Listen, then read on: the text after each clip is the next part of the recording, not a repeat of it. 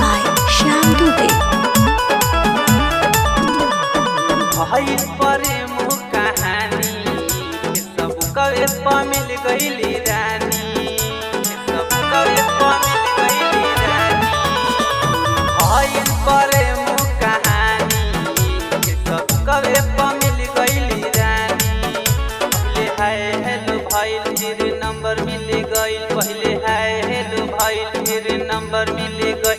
दिल चाइना करार गई, जाने कब दिल बेकरार भइल। अब फेसबुक वाला की से प्यार भइल, जाने कब दिल बेकरार भइल। अब फेसबुक वाला की से प्यार भइल, प्यार भइल, प्यार भइल। Music by Shyam Dubey. रही फ्रेंड रिक्वेस्ट हो, हमरो के उनका में भइल इंटरेस्ट हो। धीरे धीरे प्यार हो गइल गहरा, उहे हो गइली हमरा सबका से बेस्ट हो, सबका से बेस्ट हो, सबका से बेस्ट हो। उहे नु भेल रही फ्रेंड रिक्वेस्ट हो, हमरो के उनका में भइल इंटरेस्ट हो।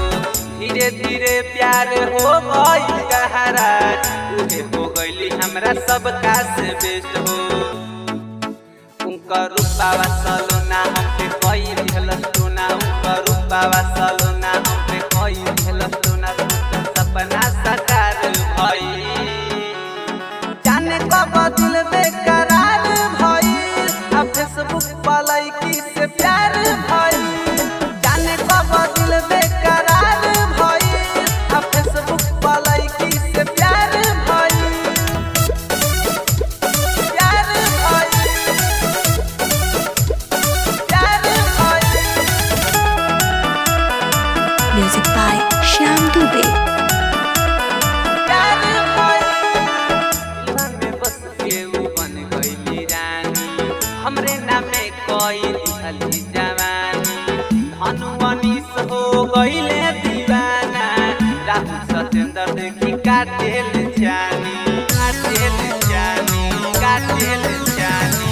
दिलवा में बस के उ बन गइली रानी, हमरे नामे कोई दिहली जवानी। सुजित नीलेश हो गइले दीवाना, धुना सतेंद्र देखी काटेल जानी। हम भइनी दीवाना झुमी झुमी गाई गाना, हम भइनी दीवाना झुमी झुमी गाई गाना। हमार जिंदगी बहार भइल, जाने कब दिल बेकरार भइल। अब फेसबुक वाला की से प्यार भइल, जाने कब दिल बेकरार भइल।